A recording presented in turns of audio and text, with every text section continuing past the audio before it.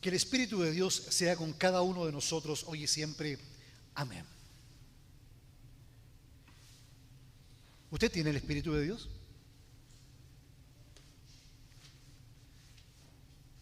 ¿Cómo sabe que tiene el Espíritu de Dios?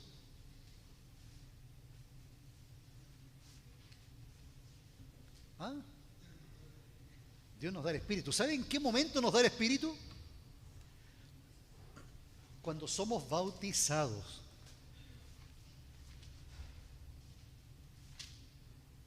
Y si tenemos fe, si creemos en Cristo, no hay ninguna duda que tenemos el Espíritu porque Él nos hace creer.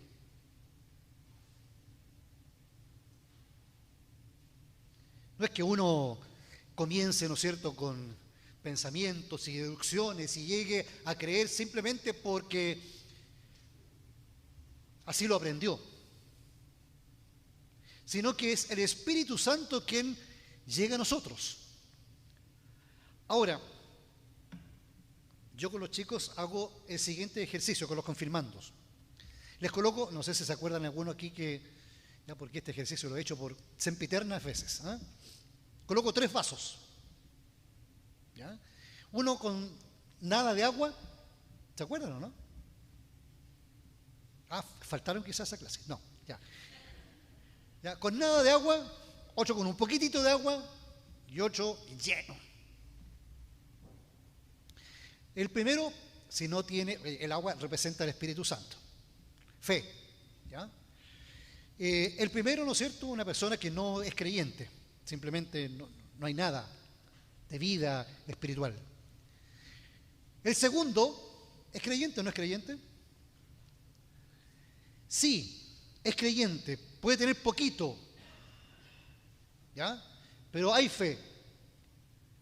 De repente esa fe que se tambalea, que duda, ¿ya? No significa obviamente que el tercero no dude, en el fondo somos humanos, siempre vamos a estar expuestos a eso, es algo casi natural, ¿no? Pero el segundo vaso, de alguna forma, le cuesta. Pero Dios nos manda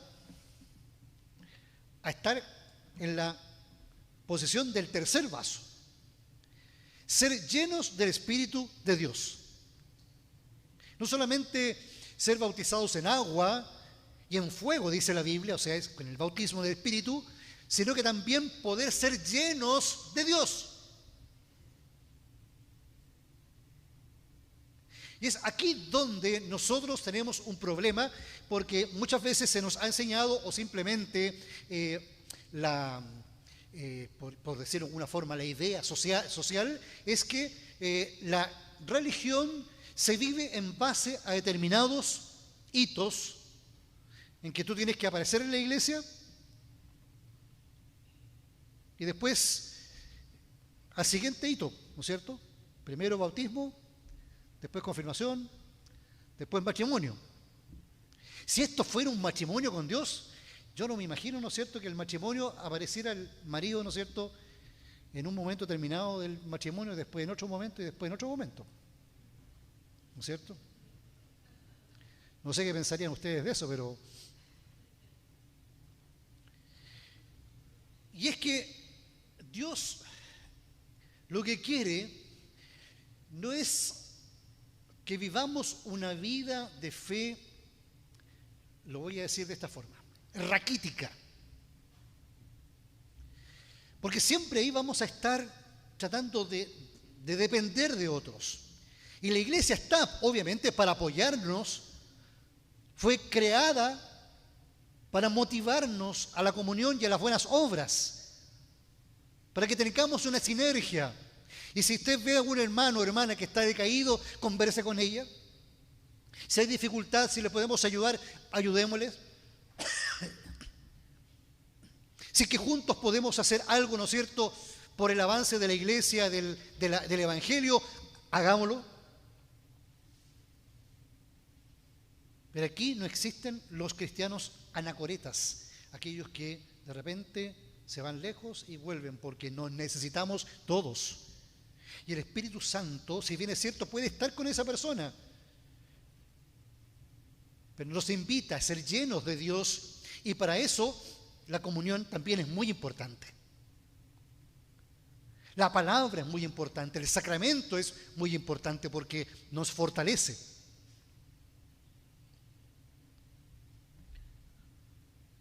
El Espíritu Santo, dice Cristo, actúa como el viento. ¿Han escuchado ese? Actúa como el viento. Sopla de donde tú no sabes y va a donde tú no sabes. Es misterioso. Tanto es así, ¿no es cierto?, que la prédica que he hecho aquí no tiene nada que ver con lo que yo le estoy diciendo. Ahora voy a comenzar. Y es así el Espíritu Santo. Uno habla y Dios trabaja con cada uno de nosotros, con cada una de nuestras circunstancias.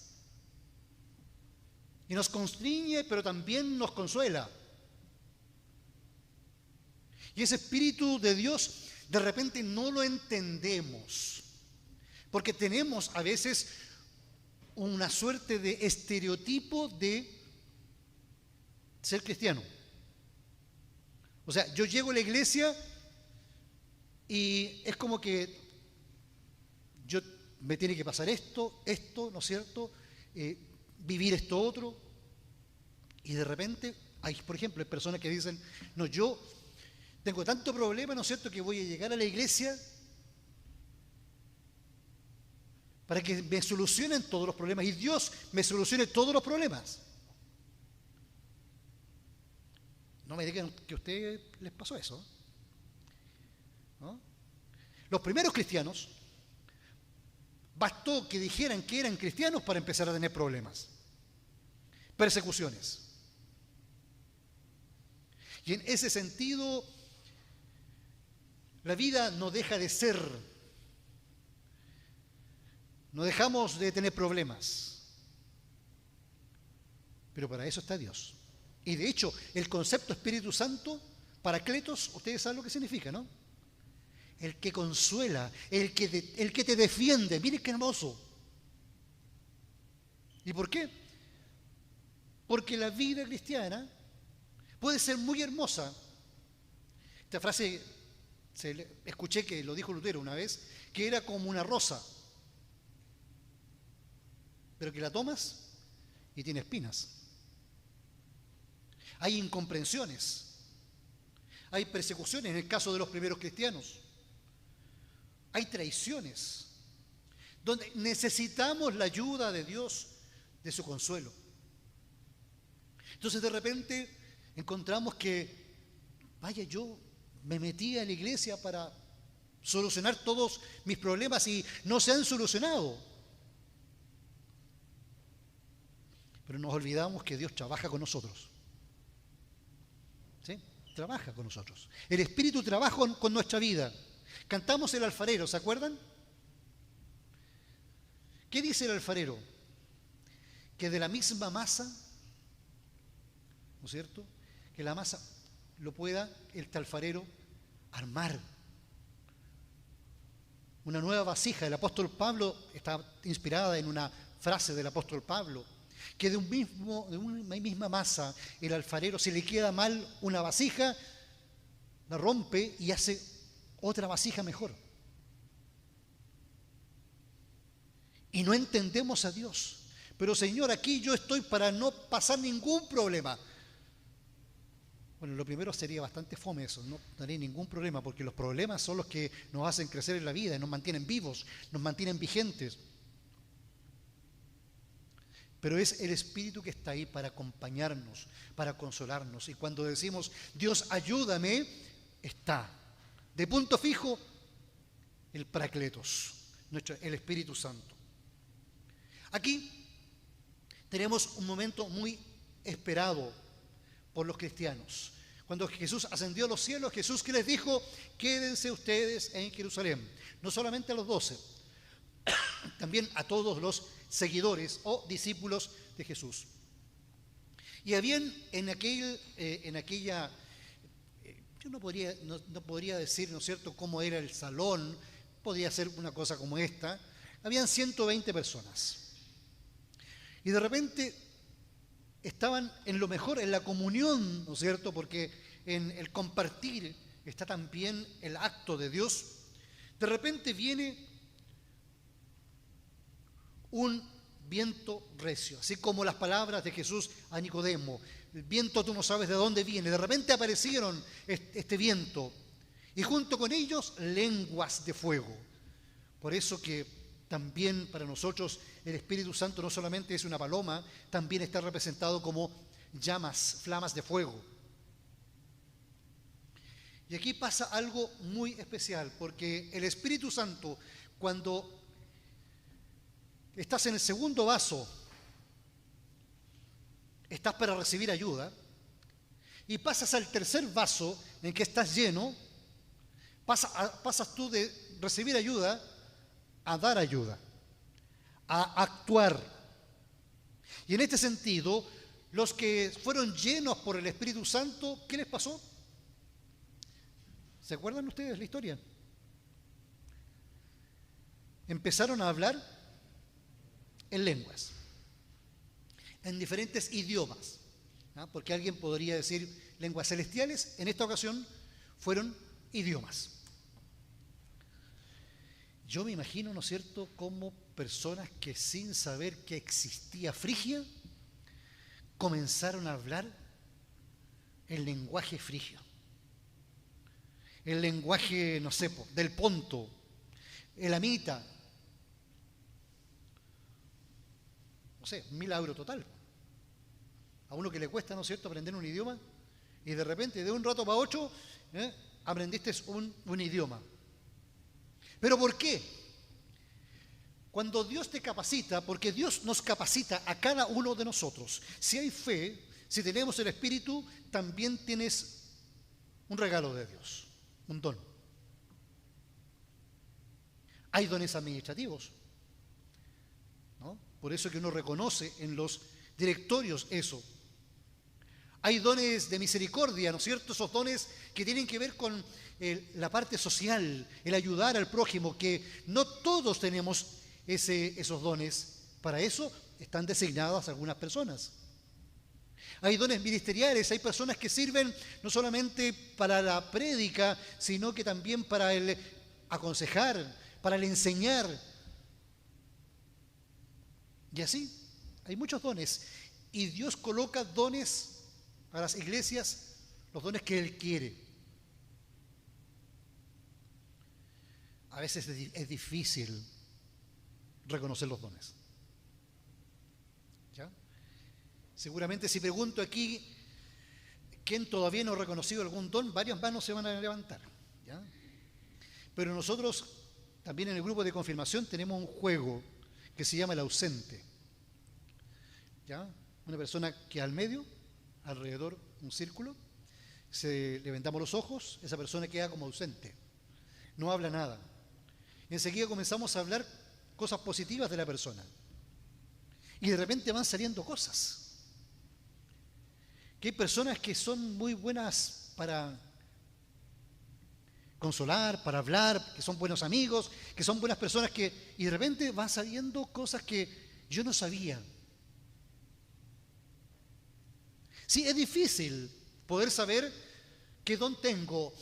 Había inclusive un pastor joven, Timoteo, que no sabía qué don tenía. Era pastor. Y el apóstol Pablo le dice: descubre el don que hay en ti. Descúbrelo. Y para nosotros ese mensaje también es bueno. Decirle: Señor, ¿qué don tengo? Alguien puede simplemente decir: la verdad es que yo no tengo ningún don. ¿Ya? Y resulta de que siempre me acuerdo aquí de mi Omi, que ella, el don que tenía era cerrar los ojos, orar por la persona que estaba enferma, y esa persona se recuperaba. O sea, ella simplemente oraba, iba a visitarla. El trabajo siguiente era de Dios. Hay dones de sanidad. Y resulta de que cada uno tiene esos dones para el crecimiento del reino de Dios. Así que nos invita a Dios a poder descubrir ese don y colocarlo precisamente al servicio de su reino.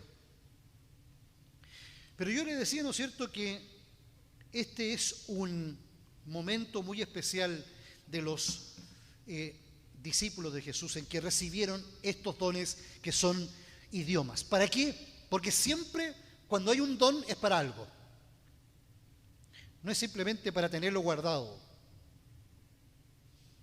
Y en este caso era para poder extender el Evangelio a otras latitudes. Y es algo tremendamente importante porque llegó hasta nosotros, producto de esto.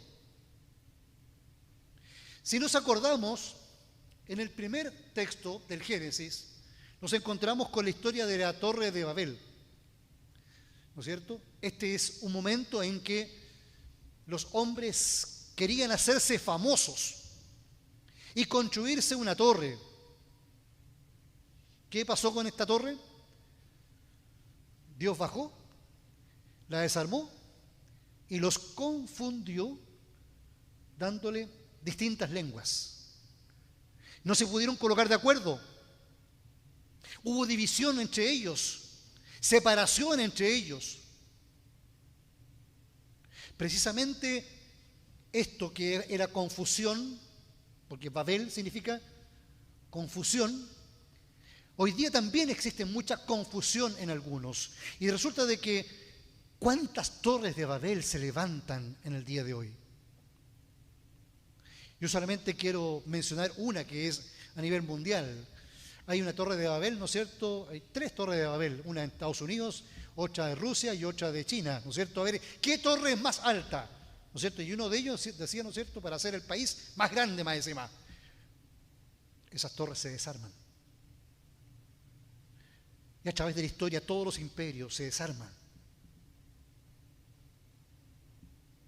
Y resulta de que, por eso, que quizás hay que distinguir muy bien cómo Dios de esta torre de Babel pasa a Pentecostés, donde Dios no es que una en un solo idioma, no, sino que toma los idiomas de las personas y lleva el mensaje, un solo espíritu, un solo Dios, un solo bautismo para todos. Porque el tema no está en los idiomas, está en el corazón de las personas. Porque Dios trabaja ya no ahora simplemente con reglas, sino que trabaja con nosotros aquí adentro. Es por eso que Dios lo que hace con nosotros es precisamente provocarnos, hablarnos. ¿Cómo nos habla Dios? ¿Cómo nos habla el Espíritu? ¿Estamos atentos? La verdad es que si no tenemos tiempo va a ser difícil. Por eso hay que buscar ese tiempo. Hay personas que buscan el tiempo, ¿no es cierto?, y quieren buscar palabra de Dios a veces mirando el cielo en la noche, o quizás en un atardecer o en una montaña. La verdad es que todas esas cosas sirven, pero hay cosas que sirven poco y otras más. La mejor forma como el Espíritu habla en nuestras vidas directamente es a través de su palabra y a través del sacramento, donde nos confronta, pero también nos ayuda para seguir adelante y ser una unidad, porque Dios no fundó muchas iglesias, fundó una sola iglesia, con un solo espíritu, para no solamente nuestro bien, sino para gloria de Dios. Que Dios nos guarde hoy y siempre. Amén.